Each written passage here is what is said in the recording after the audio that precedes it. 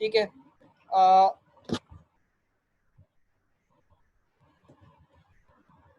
अच्छा, अब हमने शुरू किया था उसके बाद सिंटेक्स डायरेक्टेड ट्रांसलेशन को। सिंटेक्स डायरेक्टेड ट्रांसलेशन बेसिकली आपके पास एक ट्रांसलेशन स्कीम है जिसके अंदर कुछ रूल्स हम अटैच करते हैं अपनी ग्रामर के साथ। तो सिंटेक्स डायरेक्टेड ट्रांसलेशन बेसिकली क्या है, ये एक ट्रांसलेशन स्कीम है जो कंपाइलेशन स्कीम भी आप इसको कह सकते हो, जिसके अंदर क्या होता है कि आप कुछ रूल्स अपनी ग्रामर के साथ अटैच करते हैं। सिंटेक्स डायरेक्टेड ट्रांसलेशन के अंदर दो चीज़ें यहाँ पर मेन होती हैं, एक आपके होते हैं एट्रीब्यूट और दूसरा आपके पास होते हैं ट्रांसलेशन स्कीम। इनको अगर आप सिंपल टर्म्स के अंदर समझें तो एट्रीब्यूट बेसिकली आपके आप ये समझ सकते हैं कि ये आपके वेरिएबल्स होते हैं। ठीक है, इन वेरिएबल्स को वैल्यू किस तरह मिलेगी वो आपकी ट्रांसलेशन स्कीम डिफाइन करती है। ये अभी थोड़ा सा आगे चलेंगे तो आपको समझ में आ जाएगा। तो in short syntax directed translation आपकी एक ट्रांसलेशन स्कीम है जिसके अंदर आप कुछ रूल्स को अपनी ग्रामर के साथ अटैच करते हैं।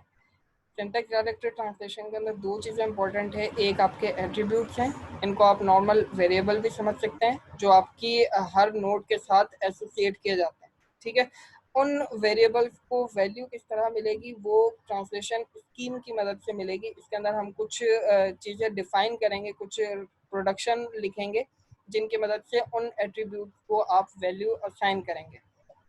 ठीक है, अब ये यहाँ पर एक ट्री आपके पास बना हुआ है, एक्स नोड है, वाई नोड है, जेड नोड है, ID1 नोड है, ID2 नोड है। एक्स के साथ ये डॉट लगाकर ए लिखा हुआ है, ये आपका कहलाएगा एट्रीब्यूट। ठीक है, बी आपका कहलाएगा एट्रीब्यूट, बी जो है वाई के साथ एसोसिएट है, सी जो है जेड के साथ एसोसिएट है।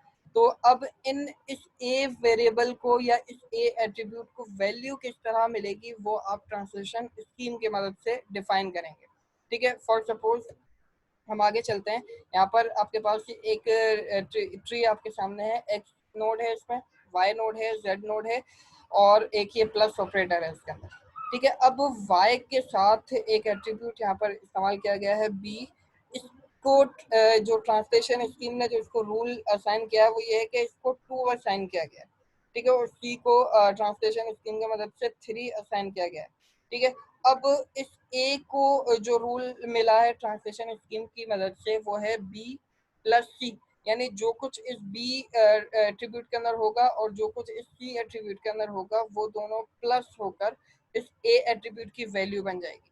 तो ये आपको समझ में आ जाना चाहिए कि ये जो ए है ये आपका एट्रीब्यूट है और ये ट्रांसलेशन स्कीम की मदद से एक रूल लिखा गया है जो ये डिफाइन कर रहा है कि इस ए वेरिएबल की वैल्यू क्या हो। ठीक है, फिर दो कॉन्सेप्ट और थे आपके पास, एक था एनोटेटेड पार्स ट्री और एक आपके पास था synthesised attribute. A parse tree with attribute values each at each node is called annotated parse tree। अगर आपके ट्री के अंदर हर नोड के साथ कोई एट्रीब्यूट लगा दिया जाए तो फिर वो ट्री नॉर्मल ट्री नहीं रहता, वो एनोटेटेड पार्स ट्री कहलाता है। ठीक है, सिंपल सा कॉन्सेप्ट है कि अगर आपके ट्री की हर एट्रीब्यूट के साथ कोई एट्रीब्यूट लगा दिया जाए तो फिर वो एनोटेटेड पार्स ट्री हो जाता है। उसके बाद सिंथेसाइज्ड एट्रीब्यूट कौन से होते हैं, एक नॉर्मल एट्रीब्यूट आपका होता है और एक सिंथेसाइज्ड एट्रीब्यूट होता है। सिंथेसाइज्ड एट्रीब्यूट आपका वो एट्रीब्यूट है कि अगर इस एट्रीब्यूट की वैल्यू इसके चाइल्ड एट्रीब्यूट की वैल्यू पर डिपेंडेंट हो। अगर इस एट्रीब्यूट की वैल्यू डायरेक्टली आपको असाइन कर रहे हैं, जैसे ये बी की वैल्यू आपने डायरेक्टली 2 असाइन की थी, तो ये जो बी है ये सिंथेसाइज्ड एट्रीब्यूट नहीं कहलाएगा, बल्कि सिंथेसाइज्ड एट्रीब्यूट वो एट्रीब्यूट कहलाएगा जो जिस एट्रीब्यूट की वैल्यू उसके चाइल्ड एट्रीब्यूट की वैल्यू पर डिपेंडेंट हो। जैसे इस ए एट्रीब्यूट की वैल्यू डिपेंड कर रही है बी के ऊपर और सी के ऊपर, तो ये बी जो है ये आपका सिंथेसाइज्ड एट्रीब्यूट नहीं है, बल्कि ये जो ए है ये आपका सिंथेसाइज्ड एट्रीब्यूट है। ठीक है, यहाँ तक होपफुली समझ में आ गया होगा। उसके बाद आगे चलते हैं। आपके सर पास जी दो स्क्रीन शेयर कॉन्सेप्ट नहीं हो रही है। स्क्रीन शेयर नहीं हो रही है। सर हमारे पास नहीं हो रही है। 1 मिनट में देख लेता हूँ, सिर्फ आपके सर पास नहीं। हमारे पास हो रही है, सर हमारे पास हो रही है। सर फैजुल्ला को बोले स्वाइप करें, एंड में स्क्रीन आपकी आ रही है। क्या करूं जानी? एंड में आ रही नहीं, कर मेरी दो शुरू में आ रही होगी। 2 मिनट रुको।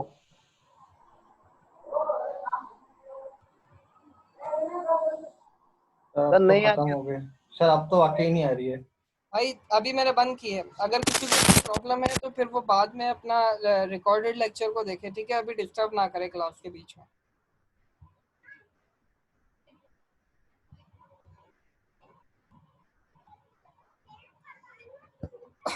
अच्छा, अब ये हम बात कर रहे थे सिंथेसाइज्ड एट्रीब्यूट की। सिंथेसाइज्ड एट्रीब्यूट, हाँ समझ में आ गया। अच्छा, अब इसके बाद कॉन्सेप्ट है हमारे पास एब्स्ट्रैक्ट सिंटैक्स ट्री और concrete syntax tree. Abstract syntax tree, पहले कंक्रीट सिंटैक्स ट्री को देख लेते हैं। कंक्रीट सिंटैक्स ट्री आपका नॉर्मल ट्री है। नॉर्मल ट्री को आप दूसरे अल्फाज में कंक्रीट सिंटैक्स ट्री भी कह सकते हैं। एब्स्ट्रैक्ट सिंटैक्स ट्री आपका वो ट्री होता है जिसकी हर नोड एक, जिसका मतलब ये जो इंटीरियर नोड है या पेरेंट नोड है, ये एक ऑपरेटर को रिप्रेजेंट कर रही होती है और बाकी की जो वैल्यूज होती हैं वो उसके दूसरी नोड रिप्रेजेंट कर रही होती है। तो each node in abstract syntax tree represent an operator. हर नोड इसके अंदर एक ऑपरेटर होती है and the children of the operator are operands, यानी जो चिल्ड्रन होंगे वो ऑपरेंड्स होंगे एब्स्ट्रैक्ट सिंटैक्स ट्री में। और इसकी हर नोड तकरीबन एक, यहाँ पर जैसे आप देख सकते हैं ये प्लस जो है ये एक ऑपरेटर है, फिर इसके ये चाइल्ड नोड, लेकिन ये खुद एक पेरेंट है 1 और 2 का, इसीलिए ये भी एक ऑपरेटर होगा। तो एब्स्ट्रैक्ट सिंटैक्स ट्री के अंदर हर नोड एक पेरेंट नोड होती है और जो उसके चिल्ड्रन होते हैं वो आपके पास इसके ऑपरेंड होते हैं। तो ये छोटे छोटे कॉन्सेप्ट हैं, आपको ध्यान में रखने होंगे, ठीक है? इसके बाद आगे चलते हैं। ट्री ट्रेवल्सल हमने देखा था। ट्री ट्रेवल्सल के अंदर क्या होता है कि आप रूट से स्टार्ट करते हैं और एक एक करके अपने ट्री की नोड्स को विजिट करते जाते हैं किसी ना किसी ऑर्डर के अंदर। अब ट्री ट्रेवल्सल की बहुत सारी टेक्निक्स हैं। तो हम जो यहाँ पर डिस्कस कर रहे हैं वो है डेप्थ फर्स्ट ट्रेवल्सल। ये शायद आपने फंडामेंटल ऑफ एल्गोरिथम वाले सब्जेक्ट में भी पढ़ी होगी। डेप्थ फर्स्ट ट्रेवल्सल के अंदर क्या होता है कि आप रूट से स्टार्ट करते हैं और हर चिल्ड्रन को रिकर्सिवली विजिट करते जाते हैं in left to right manner. जैसे मैंने यहाँ पर ये एरो बनाकर ये आपको एक्सप्लेन करने की कोशिश की है। ये ट्री है, अगर आपको कहा जाए कि इसको डेप्थ फर्स्ट ट्रेवल्सल के थ्रू आपने विजिट करना है तो फिर आप क्या करेंगे? एक्स से स्टार्ट करेंगे। एक्स को आपने पढ़ा नहीं है अभी, एक्स से आपने स्टार्ट किया, फिर आप वाई पर मूव कर गए। यहाँ पर फिर आपने वन, अब वन का कोई फर्दर चाइल्ड नहीं है तो फिर आपने यहाँ पर वन को रीड आउट किया। फिर उसके बाद आप टू पर मूव कर गए, लेफ्ट टू राइट आप जा रहे हैं, यहाँ पर नोट कीजिएगा। फिर आपने टू को रीड आउट किया, फिर आप ऊपर गए। तो अब यहाँ पर y का कोई फर्दर चाइल्ड नहीं है इन दोनों के अलावा, फिर आपने y को भी रीड आउट कर दिया। उसके बाद फिर आप z की तरफ गए, फिर z के आगे फर्दर चिल्ड्रन है तो फिर आपने p को रीड आउट किया, फिर आपने देखा p का एक और फर्दर चिल्ड्रन है, आपने 3 को रीड आउट किया। इस तरह करते करते आप ये एरो की मदद से बिल्कुल ऊपर की तरफ, फिर आपने यहाँ से आप q रीड करेंगे, z रीड करेंगे, फिर आखिर में आप आकर x को रीड कर लेंगे। तो ये तरीका होता है डेप्थ फर्स्ट ट्रेवर्सल का, ठीक है? और ये टेक्निक आपके आगे चलकर कोर्स में काम आएगी, इसीलिए हम इसको यहाँ पर डिस्कस कर रहे हैं, ठीक है? इसके बाद थोड़ा सा आगे चलते हैं। यहाँ तक हम क्लास के अंदर डिस्कस कर चुके हैं। अब जो चीज़ें आने वाली हैं वो तकरीबन सारी आप लोगों के लिए नई होंगी, ठीक है? अब यहाँ पर है पोस्ट फिक्स नोटेशन। ये कॉन्सेप्ट आपको ध्यान में रखना होगा क्योंकि ये पोस्ट फिक्स नोटेशन आगे चलकर आपको जब हम कंपाइलेशन करेंगे तो उस वक्त आपके काम में आएंगी। देखिए 3 तरह के नोटेशन होती हैं। एक आपकी होती है इनफिक्स नोटेशन, एक आपकी होती है प्री फिक्स नोटेशन और एक आपकी होती है पोस्ट फिक्स नोटेशन। तो पोस्ट फिक्स नोटेशन मेनली आपके कंपाइलर दोनों, ये दोनों भी काम में आती हैं, लेकिन मेनली पोस्ट फिक्स नोटेशन आपके पास काम में आती है। तो इनफिक्स नोटेशन के अंदर क्या होता है कि आप दो ऑपरेंड्स के बीच में अपने ऑपरेटर को शो करते हैं। दो ऑपरेंड्स के बीच में, जैसे इसका नाम के अंदर भी डिफाइन हो रहा है इनफिक्स, इन यानी दरमियान में, ठीक है? प्रीफिक्स नोटेशन के अंदर आप क्या करते हैं? अच्छा, इन तीनों ये जो तीनों आपके पास स्टेटमेंट्स लिखी हुई हैं तीनों सेम है। ये इनफिक्स नोटेशन में लिखी हुई है, ये आपके पास प्रीफिक्स में लिखी हुई है, ये पोस्टफिक्स में लिखी हुई है। प्रीफिक्स में आप क्या करते हैं कि दो ऑपरेंड से पहले उनका जो ऑपरेटर होता है वो लगाया जाता है। यानी ये लिखा हुआ है -9 5, इसका मतलब ये है 9 - 5, इन दोनों के बीच में ये माइनस आएगा, ठीक है? इसी तरह आपके पास पोस्ट फिक्स नोटेशन है। तो यहाँ पर भी यही है कि आप अपनी नोटेशन के आखिर के अंदर इस प्लस को लगाते हैं कि जैसे इनफिक्स दो ऑपरेंड्स के दरमियान में, प्रीफिक्स दो ऑपरेंड से पहले और पोस्टफिक्स दो ऑपरेंड के बाद। तो आपको सिर्फ ये कॉन्सेप्ट दिमाग में रखना है, इसको हम थोड़ा सा डिटेल में आगे चलकर पढ़ेंगे। अच्छा, अगर आपको क्वेश्चन आए कि आपको एक ई वेरिएबल दिया जाए और आपको यानी ई कोई भी एक वैल्यू हो सकती है 9, जैसे हम ले रहे हैं for example, if E is a variable और constant then postfix notation for E is E. ठीक है, अगर आपको सिंपल ई दिया जा रहा है और कहा गया है कि इसकी पोस्टफिक्स नोटेशन क्या होगी, तो आपको क्या बताना है कि ई यानी ये कोई एक वेरिएबल है, तो इसकी जो पोस्टफिक्स नोटेशन है वो ई इटसेल्फ खुद ई ही होगी। ठीक है, अगर आपको कहा जा रहा है कि ई कोई एक्सप्रेशन है, ई के अंदर आपने फॉर एग्जांपल रखा हुआ है ई1 ऑपरेटर ई यानी ई1 प्लस ई2, तो अब इसकी पोस्टफिक्स नोटेशन क्या होगी? जैसे अगर आप यहाँ पर ले रहे हैं 9 माइनस 5, तो इसकी पोस्टफिक्स नोटेशन किस तरह आप लिखेंगे? Postfix notation for E is E-1, E-2 operator. अब इस चीज को आपने यहाँ पर टेंशन लेने की जरूरत नहीं है कि ये E-1 क्या चीज है, E-2 क्या चीज है। ये E-1 E1 को ही रिप्रेजेंट कर रहा है और ये E-2 आपके E2 को ही रिप्रेजेंट कर रहा है। बस क्या फर्क है कि E operator sorry E1 operator E2 की पोस्टफिक्स नोटेशन आप किस तरह लिखेंगे? E1 E2 operator. सिर्फ इतना सा कॉन्सेप्ट आपको याद रखना है कि ये आपके पास इनफिक्स नोटेशन में लिखा हुआ है। अगर आपको इसे कन्वर्ट करने के लिए दिया जा रहा है पोस्टफिक्स नोटेशन के अंदर, तो वो आप पोस्टफिक्स नोटेशन में किस तरह लिखेंगे? E1 E2 operator. ये डैश जो है बुक के अंदर उन्होंने वैसे ही लिखा हुआ था कि ये ताकि डिफरेंशिएट किया जा सके कि ये इनफिक्स नोटेशन है, ये पोस्टफिक्स नोटेशन है। E-1 E1 ही है आपका और E-2 आपका E2 ही है। ठीक है, इसी तरह अगर आपको if E is parenthesized expression of the form E1, ठीक है, अगर आपके पास इस तरह ये आपको दिया जाता है और कहा जाए कि इसका अब पोस्टफिक्स नोटेशन क्या होगा, तो इसका पोस्टफिक्स नोटेशन भी एग्जैक्टली यही होगा ब्रैकेट के अंदर E1। ठीक है, इसमें आपको कोई टेंशन लेने की जरूरत नहीं है। तो बताने का मकसद ये है कि इन तीनों नोटेशन को आपने सिर्फ ध्यान में रखना है। इनफिक्स नोटेशन में दो ऑपरेंड्स के बीच में आपका ऑपरेटर आता है, प्रीफिक्स में दो ऑपरेंड्स से पहले आपका ऑपरेटर आता है और पोस्टफिक्स नोटेशन में दो ऑपरेटर के बाद आपका ये जिसे आप यहाँ पर देख सकते हैं 9 5 फिर उसके बाद माइनस है, तो उसका मतलब क्या है? 9 माइनस 5 फिर उसके बाद 2 है, आखिर में प्लस है, तो 9 माइनस 5 प्लस 2। ये इस तरह करके आपकी पूरी पोस्टफिक्स नोटेशन बनेगी। होपफुली आपको समझ में आ गया होगा। अगर नहीं समझ में आया है तो वीडियो रिकॉर्डेड लेक्चर को आप दोबारा एक दफ़ा देखेंगे तो आपको समझ में आ जाएगा। बेसिक कॉन्सेप्ट आपको ध्यान में रखना है कि इनफिक्स नोटेशन, प्रीफिक्स नोटेशन और पोस्टफिक्स नोटेशन में फ़र्क क्या है। ठीक है, आगे की तरफ चलते हैं। अब यहाँ पर आ रहे हैं error handling during syntax analysis. Syntax analysis के अंदर जब कोई एरर आ रहा है तो उसको किस तरह हैंडल किया जाता है, ये हमें समझना है। तो पहले तो ये बात आप ध्यान में रख लें कि सिंटैक्स एनालिसिस में एरर किस तरह के आएंगे। देखें, when the stream of tokens coming from lexical analyser, एक चीज आपने ध्यान में रखनी है, लेक्सिकल एनालाइजर ने टोकन्स में डिवाइड कर दिया है आपके सिंटैक्स आपके सोर्स कोड को। अब वो लेक्सिकल एनालाइजर में आने के बाद टोकन डिसओबेज द सिंटैक्टिक या ग्रामेटिकल रूल्स, यानी जो रूल आपने अपनी लैंग्वेज के अंदर डिफाइन किए हैं कि ये इस स्ट्रक्चर के अंदर आपका पर्टिकुलर लाइन या पर्टिकुलर स्टेटमेंट होनी चाहिए, अगर वो जो टोकन्स लेक्सिकल एनालाइजर की तरफ से आ रहे हैं वो डिसओबे करते हैं, यानी वो उस रूल को फॉलो नहीं करते, उस ग्रामेटिकल रूल को फॉलो नहीं करते हैं जो आपने डिफाइन किया है अपनी लैंग्वेज के अंदर, तो आपके पास सिंटैक्टिक एरर आते हैं।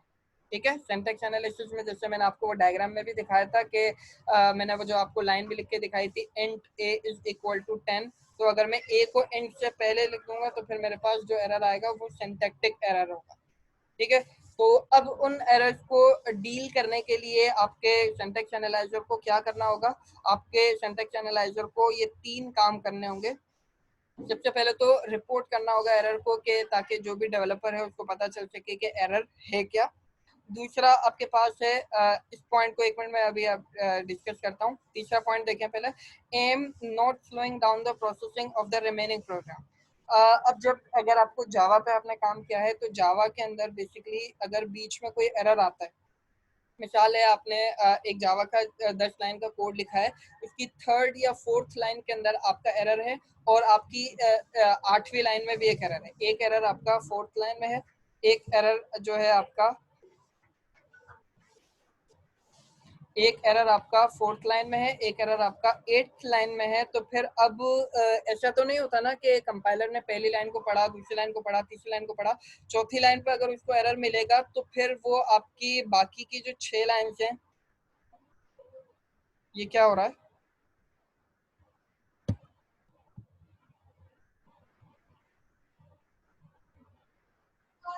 सर ये कोई यूज कर रहा है मार्क, यहाँ से हम कुछ चीज यहाँ से मार्क कर सकते हैं, पता नहीं कौन यूज करे पर कोई कर रहा है।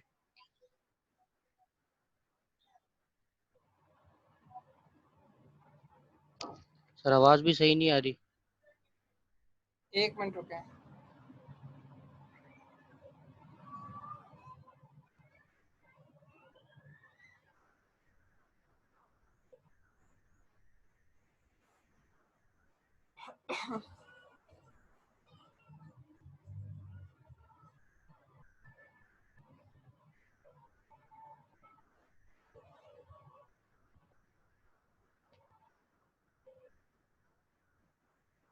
हाँ, तो अब हम ये डिस्कस कर रहे थे कि ये जो आपका है, आपका जो सिंटैक्स एनालाइजर है, पहला काम तो इसको ये करना है कि एरर को रिपोर्ट करना है। दूसरा काम ये करेगा कि ये आपके प्रोग्राम को स्लो डाउन नहीं करेगा। तीसरा काम ये है कि ये आपके एरर को डिस्कवर करेगा और उसको रिकवर करने की कोशिश करेगा। तो मैं ये बता रहा था कि आपको अगर आपके एरर प्रोग्राम के अंदर एक एरर चौथी लाइन पर है और एक एरर आपकी 8वीं लाइन पर है, तो आपका जो कंपाइलर है वो पूरे के पूरे कोड को पढ़ता है। ऐसा नहीं होता कि वो चौथी लाइन के ऊपर अगर उसको एरर एनकाउंटर हो रहा है तो वो बाकी के जो नीचे वाली 6 लाइन है उनको छोड़ देगा, उनको पढ़ेगा ही नहीं, बल्कि वो चौथी लाइन के ऊपर ही बैठकर उसको रिजॉल्व करने की कोशिश करता रहेगा। इसीलिए 3rd पॉइंट हम यहाँ पर डिस्कस कर रहे हैं कि ऐसा नहीं हो कि एरर आने की वजह से आपका प्रोग्राम जो है एक ही जगह पर रुक जाए और वो बाकी की जो बाकी 6 लाइन है उनको वो पढ़े ही ना। तो अच्छा, अब यहाँ पर रिकवर फ्रॉम डिस्कवर्ड एरर्स लिखा हुआ है। इसका मतलब हरगिज ये नहीं है कि आपका जो कंपाइलर होगा वो आपके सोर्स कोड में जाकर चेंजेस करेगा और वो यूजर को पता ही नहीं चलेगा कि मैंने यहाँ पर एरर किया था। ऐसा नहीं होगा, बल्कि वो क्या करेगा, वो अपने लिए कंपाइलर अपनी एग्जीक्यूशन को कंटिन्यू करने के लिए कुछ टेक्निक्स का इस्तेमाल करता है, जिसकी वजह से वो चौथी लाइन पर आने वाले एरर को इग्नोर करके 5वीं, 6ठी, 7वीं, 8वीं लाइन को रीड आउट करेगा। ठीक है, इसको मैं दोबारा समझाता हूँ। देखें, अगर आपके पास एक 10 लाइन का कोड लिखा हुआ है, आपका एक एरर आ रहा है चौथी लाइन पर और एक एरर आपका आ रहा है 8वीं लाइन के ऊपर, तो ऐसा हरगिज नहीं होगा कि कंपाइलर चौथी लाइन के ऊपर बैठकर उसको रिजॉल्व करने की कोशिश करता रहेगा और बाकी की 6 लाइंस को वो इग्नोर कर देगा। बल्कि वो क्या करेगा, कुछ टेक्निक्स हैं, वो भी हम आगे डिस्कस करेंगे कि क्या क्या टेक्निक्स हैं। उन टेक्निक्स की मदद से वो चौथी लाइन वाले एरर को डिस्कार्ड करेगा और फिर 5वीं लाइन को, 6ठी लाइन को, 7वीं लाइन को पढ़ेगा, 8वीं लाइन वाले एरर को डिस्कार्ड करेगा और 9वीं और 10वीं लाइन को वो आगे कंटिन्यू करके पढ़ता रहेगा। ठीक है, तो अच्छा, अब वो जो चौथी और 8वीं लाइन के ऊपर एरर आया है उसको रिपोर्ट करना भी आपके सिंटैक्स एनालाइजर का काम है। ठीक है, तो अब जो एरर आपके पास सिंटैक्स एनालिसिस के अंदर आ रहे हैं उनको रिपोर्ट करना, उन एरर्स को रिकवर करना। एक लेकिन रिकवर किस सेंस में, वो कंपाइलर की सेंस में हम यहाँ पर बात कर रहे हैं। ऐसा नहीं होगा कि वो आपके सोर्स कोड में जाकर एडिटिंग करेगा और वो इस एरर को रिमूव ही कर देगा मुकम्मल तौर पर। ऐसा नहीं होगा, बल्कि वो अपनी एग्जीक्यूशन को कंटिन्यू करने के लिए उसको रिकवर करेगा। और फिर ये तीसरा पॉइंट ये है कि उसको ये भी चीज़ ध्यान में रखनी है कि आपकी प्रोसेसिंग जो टाइम है आपके कोड को एग्जीक्यूट करने का, वो भी यहाँ पर स्लो डाउन ना हो। ठीक है, अब एरर हैंडलिंग टेक्निक्स हैं कौन कौन सी, वो हम यहाँ पर देख रहे हैं। वो एरर टेक्निक्स आपके पास 4 हैं। एरर रिकवर स्ट्रेटजीज आपके पास 4 हैं। पहले ही है आपके पास ये पैनिक मोड डिस्कवरी, दूसरी आपके पास है फ्रेज लेवल रिकवरी, तीसरी एरर करेक्शन और चौथी आपके पास है ग्लोबल करेक्शन। ठीक है, अब यहाँ पर सबसे सिंपल जो है वो आपके पास होती है पैनिक मोड डिस्कवरी, लेकिन ये इतनी ज़्यादा इस्तेमाल नहीं होती है क्योंकि ये एक से ज़्यादा एरर जब आ रहे होते हैं तो फिर उसके लिए इतनी ज़्यादा सूटेबल नहीं है। तो हम पैनिक मोड डिस्कवरी को यहाँ पर पैनिक मोड, सॉरी ये हेडिंग यहाँ गलत हो गई है, पैनिक मोड डिस्कवरी नाम है इसका, रिकवरी नहीं है। इसको मैं चेंज करके आपको अपलोड कर दूँगा। ठीक है, तो पैनिक मोड डिस्कवरी के अंदर क्या होता है कि parser discards the input symbol one at a time until one of the designated set of synchronizing symbol is found. अब देखें, आपने एक यहाँ पर लाइन लिखी है, मैं एक मिनट पेन यहाँ पर ले लूं।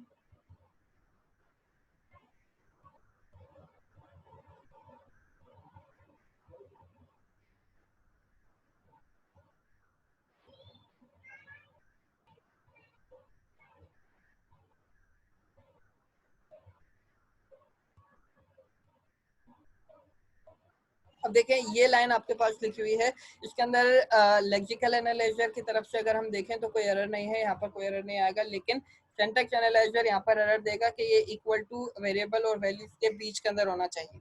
अब जब आपका सिंटैक्स एनालाइजर इस एरर को पॉइंट आउट करेगा, जब वो इसको फाउंड करेगा, तो आपका ये पहला काम तो आपका सिंटैक्स एनालाइजर ये करेगा कि इसको रिपोर्ट करेगा, यानी डेवलपर को ये एरर रिपोर्ट आ जाएगी कि आपके पास इस पर्टिकुलर लाइन के अंदर आपका एरर है। दूसरा काम क्या है, अब कंपाइलर जो आपका सिंटैक्स एनालाइजर है वो इस लाइन को स्किप करके अगली लाइन पर किस तरह मूव करेगा, वो यहाँ पर लिखा हुआ है, the parser discards the input symbol one at a time। देखें, उसने int को पढ़ा, पहले तो उससे पॉइंट आउट हुआ कि इस पर्टिकुलर लाइन के अंदर मेरे पास एरर है, ठीक है। वो क्या करेगा, हर टोकन को लेकर एक एक करके डिस्कार्ड करता चला जाएगा, ठीक है। अब उसने int को डिस्कार्ड किया, ठीक है, उसने इसको छोड़ दिया, a को डिस्कार्ड किया, फिर उसने 10 को डिस्कार्ड किया, फिर इक्वल टू, अच्छा यहाँ पे सेमीकोलन भी लगा हुआ है ना, ये सेमीकोलन भी लगा हुआ है, ठीक है, फिर उसने इक्वल टू को भी डिस्कार्ड किया। अब वो इस तरह करते करते आपकी स्टेटमेंट के अंदर मौजूद तमाम के तमाम टोकन्स को एक एक करके डिस्कार्ड करता चला जाएगा, जब तक उसको एक डेजिग्नेटेड सिंबल या सिंक्रोनाइजिंग सिंबल नहीं मिल जाता। अब सिंक्रोनाइजिंग सिंबल मोस्ट कॉमनली हमारे पास सेमीकोलन होता है, लेकिन कुछ लैंग्वेजेस के अंदर आपके पास न्यू लाइन भी जो है वो एक सिंक्रोनाइजिंग सिंबल काउंट किया जा सकता है, जिसकी मदद से कंपाइलर को ये पता चलता है कि ये स्टेटमेंट यहाँ पर खत्म हो गई है, अब इसके बाद जो भी आएगा वो एक नई स्टेटमेंट होगी। तो पैनिक मोड डिस्कवरी के अंदर क्या होता है कि आपका कंपाइलर एक एक करके तमाम के तमाम टोकन्स को डिस्कार्ड करता चला जाता है, जब तक वो उनको डिस्कार्ड करता रहेगा जब तक उसको कोई ना कोई सिंक्रोनाइजिंग सिंबल नहीं मिल जाता। अब यहाँ पर सिंक्रोनाइजिंग सिंबल हमारा सेमीकोलन है, वो सेमीकोलन पर आकर उससे पता चल जाएगा कि ये स्टेटमेंट यहाँ पर खत्म हो गई है। इस स्टेटमेंट के बाद फिर वो अपने एग्जीक्यूशन को फर्दर कंटिन्यू कर सकता है। तो पैनिक मोड डिस्कवरी आपके पास क्या होता है कि parser discards the input symbol one at a time until one of the designated set of synchronizing symbol is found। अब वो सिंक्रोनाइजिंग सिंबल लैंग्वेज के ऊपर डिपेंड करता है कि वो क्या है। जैसे पाइथन के अंदर न्यू लाइन जो है आपका डेजिग्नेटेड सिंबल काउंट होगा, जावा की सी शार्प की हम बात करें तो वहाँ पर सेमीकोलन आपका डेजिग्नेटेड सिंबल यहाँ पर काउंट होगा, ठीक है। तो डेजिग्नेटेड सिंबल मुख्तलिफ किस्म के हो सकते हैं, इसलिए मैंने यहाँ पर एग्जाम्पल के लिए आपके ये सेमीकोलन लिख दिया है। तो होपफुली पैनिक मोड डिस्कवरी आपको समझ में आ गया होगा कि ये आपके पास क्या कर रहा होता है कि हर एक सिंबल को हर टोकन को एक एक करके डिस्कार्ड करेगा जब तक इसे कोई डेजिग्नेटेड सिंबल नहीं मिल जाता। अच्छा, अब ये बहुत सिंपल है, इसको इम्प्लीमेंट करना कंपाइलर में बहुत ज़्यादा आसान है और ये इनफाइनाइट लूप के अंदर नहीं जाता है। लेकिन जब आपके पास प्रेजेंस ऑफ मल्टीपल एरर्स हों, एक ही लाइन के अंदर आपके पास मल्टीपल एरर्स आ रहे हों, उस वक्त ये इतना ज़्यादा एफिशिएंट नहीं है। ये पुराने कंपाइलर में इस्तेमाल किया जाता था, अब जो है काफ़ी अच्छे एरर रिकवरी टेक्निक्स आ गई हैं, इसलिए इसको इतना ज़्यादा इस्तेमाल नहीं किया जाता है। होपफुली ये पैनिक मोड रिकवरी आपको समझ में आ गया होगा। मैं स्क्रीन को अनशेयर कर रहा हूँ, पैनिक मोड रिकवरी तक अगर कोई क्वेश्चन हो तो अभी आप कर लें।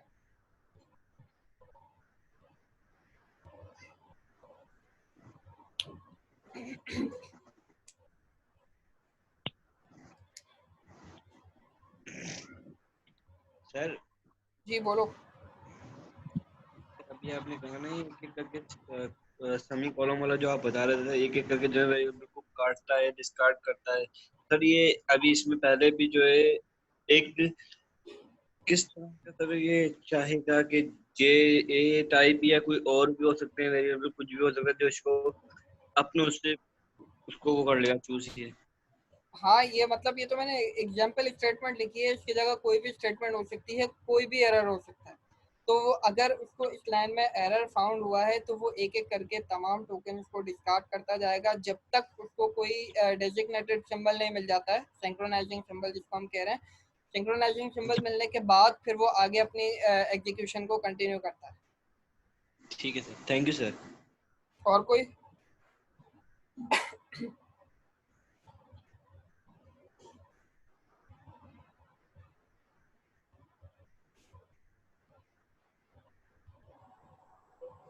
नहीं सर, नो एनी क्वेश्चन। ठीक है, अब सेकंड हमारे पास एरर रिकवरी टेक्निक है, उसका नाम है phrase level recovery. Phrase level recovery के अंदर बेसिकली क्या होता है कि parser perform local correction on remaining input when the error is discovered. हम ये ऊपर वाले एग्जांपल को थोड़ा सा चेंज करके मैं यहाँ लिख रहा हूँ। जैसे मैंने यहाँ लिखा IT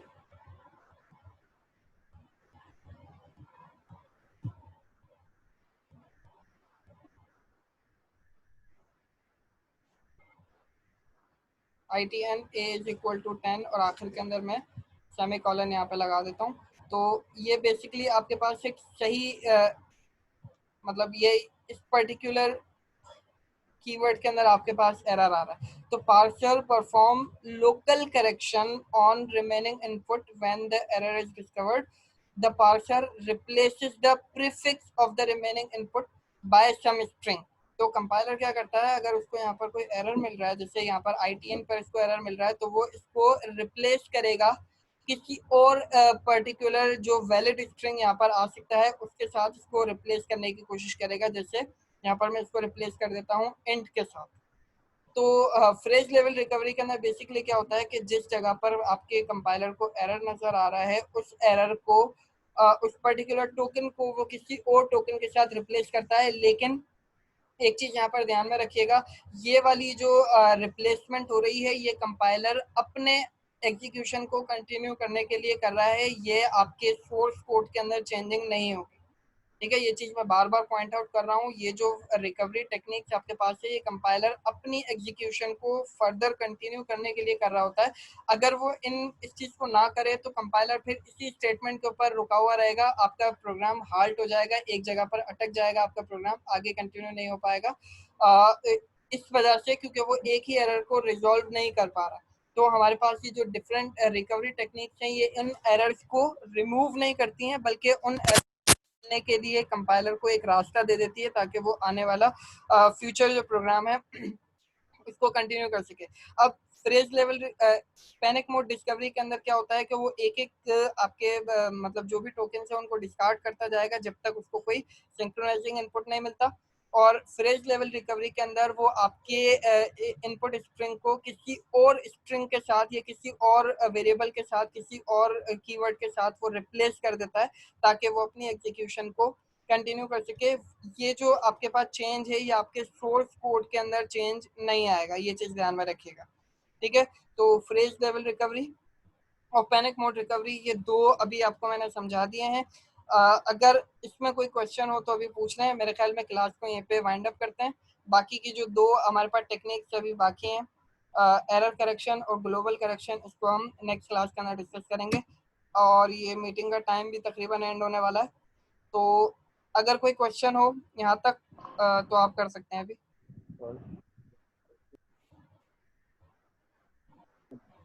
सर वो ये वीडियो सर आएगी कहाँ पे सर? ये मैं आपके वीक 9 के अंदर अपलोड करूंगा। सर कहाँ पे सर? वीक 9। सर ये हमारा तो नेट का पता इतना नहीं है मसला सर हो ये। रहा है, हमें तो एरर हैंडलिंग के बाद तो हमें सर आवाज ही सही तरीके से सुनाई नहीं दिया है सर। आवाज समझ में नहीं आ रही, एक वक्त में एक बंदा बोला। सर एरर हैंडलिंग के बाद जब से आपने पढ़ाना स्टार्ट किया ना, हमारे पास तो नेटवर्क का ऐसा मसला हुआ, आवाज समझ ही नहीं आई तो आपकी। आप रिकॉर्डेड वीडियो देख लेना। ठीक है सर। सर रिकॉर्डेड वीडियो कहाँ से मिलेगी सर? बाकी सर वो रिकॉर्डेड वीडियो मैं आपके LMS पे वीक 9 पर अपलोड कर दूंगा, आप सब लोग वहां से डाउनलोड करके, YouTube की वीडियो होगी आप डायरेक्टली देख सकते हैं। Okay sir. सर एक और अस्सलामुअलैकुम सवाल सर। पूछना था सर ये सर। वीडियो क्या हेलो वीडियोस कब अपलोड होंगी? ये वीडियो आज शाम तक हो जाएंगी। Okay sir. हेलो ठीक है, कोई आवाज आ क्वेश्चन रही है? है सर। वो हमारे घर पे लाइट नहीं थी तो सर इसलिए हम क्लास ले नहीं पाया आज। ठीक है, आप रिकॉर्डेड वीडियो देखना। सर वो जो वीक 1 में जो आपका असाइनमेंट है ना सर, वो शो नहीं हो रहा। मैंने देखा वीक 1 ही शो नहीं हो, नहीं वीक शो 1 हो ही रहा शो सर। नहीं हो रहा। यस सर, एलएमएस में। चलो मैं देखता हूँ, फिर आपको ग्रुप में बता दूंगा क्या करना। ठीक है सर। ठीक है, जी सर, ठीक ऐसा ठीक है ऐसा ठीक कर है लें सर। सर। ये अभी आ गए।